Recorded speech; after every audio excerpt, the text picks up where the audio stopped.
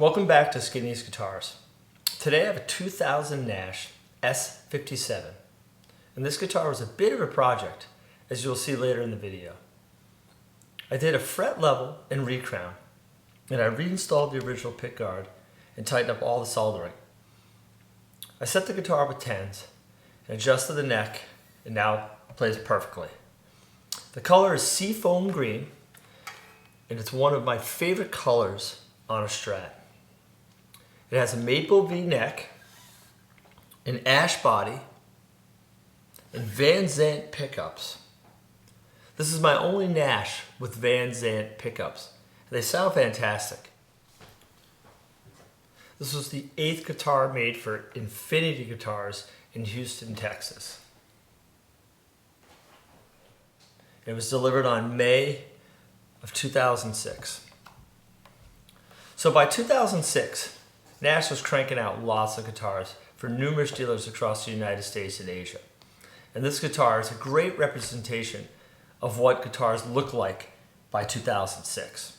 For the most part, in 2006, you had your choice of no decal on the headstock, a Nash decal which came in the case with it, or somebody could put a Fender Stratocaster or whatever they wanted on the headstock. But the standard part of guitars in 2006 was the signature and date on the back of the headstock, the serial number on the top of the headstock. Most of the guitars were pretty much the same except for the necks, which he was still offering the fat neck, maple C, and the maple V, which this guitar has. He was still offering a few various pickup options as well, but he wasn't accepting new pickups from customers anymore. The pickup options were reduced a little bit. He now was offering Lawler, Van Zandt, Lindy, Fralin, and Rio Grande. In 2006, he also started offering various models of Strats, Tellys. He also had the Jazz Master and the Jazz Bass. And I'll get into all the models at some other point. He also developed his aging levels by then, which was light, which he referred to as church gig, medium, which this is, which is called working man, and heavy, which he referred to as Louisiana Roadhouse. Okay, I just want to kind of go over some of the aging on this guitar because I really think it's incredible. So you can really see the ash body right through the finish here and really how thin the finish is. The elbow wear pattern is really cool as well. The pick pattern here is really done well. I love the neck and the amber of the frets and how they kind of wear in up here. I do love the Fender logo on it. It's kind of like a reddish goldish color. This one did not come with a backplate, and by 2006, Nash was, what he would ship to you would be the guitar, the case, and this case was starting to vary by then. It also came with a backplate and screws. They weren't installed. So this guitar doesn't have that, unfortunately. It's out there somewhere. And he also included the silkscreen, the Nash silkscreen. So you could either leave it blank, put the Nash silkscreen on, or put whatever you wanted on. So again, to go over it, what you receive is a case, guitar, backplate, screws, and a Nash silkscreen in the case. Okay, looks like we have another all parts neck, licensed by Fender here. Neck is in really good shape. We got the signature on the back of the headstock in 06. We have a Fender decal. The frets on this one, pretty tough shape. This one looks like it's been played a lot. This is a newer one to my collection. Looks like it has the Goto tuners on it. But pretty good shape. Nothing on the nothing written here at all. And for the body doesn't have anything. Looks like it has a tiny little shim in there. which I won't touch. And looks like somebody kind of chiseled out the pick guard here so they can get access to the truss rod. Thankfully, I'll put the original one back on, which came with the guitar, once I have a chance. Apparently somebody wanted white and not parchment. So just a quick background on why Nash abandoned customer bills. In an old interview, Nash stated that he realized that if you want to build a guitar for one person and it doesn't meet that person's expectations for any reason, you have a problem. It isn't necessarily that the guitar isn't a great piece or that there's something defective with it. But if you have a guy who has saved money and has always had a dream guitar in his mind, and waits 6 months to get a build, and it isn't exactly, and I mean exactly, what he thought it would be, then there's disappointment, and we missed our goal to satisfy the customer. If we build a guitar and ship it to a dealer, and 25 people play it, and one of those people say, "Oh my God, this is the guitar I've been waiting for my whole life," now everybody wins. So by late 2005, Nash, for the most part, ditched customer orders and moved strictly to the dealer route.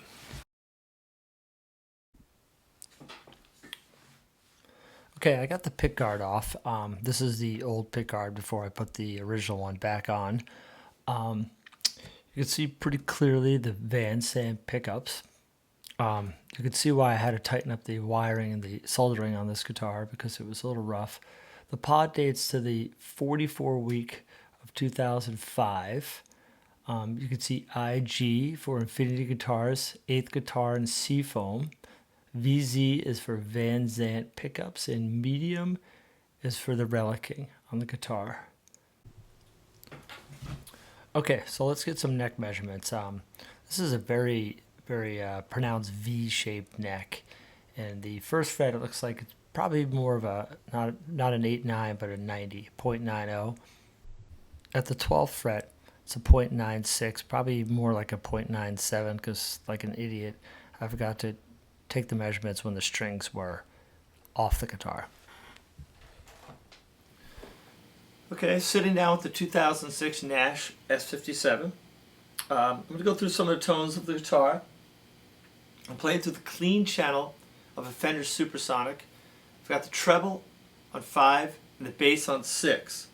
I'm going to start out in the neck position.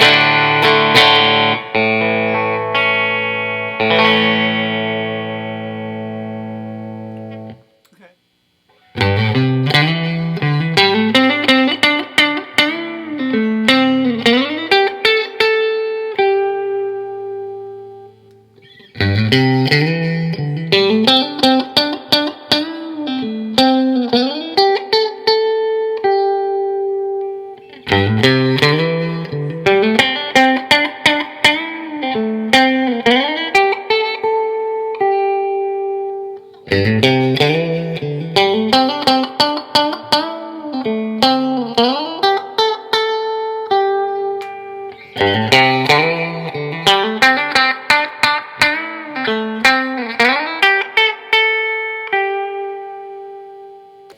now I'm going to put a little bit of a boost on it. I'm using the Copper Sound Fox Catcher. Start out with neck.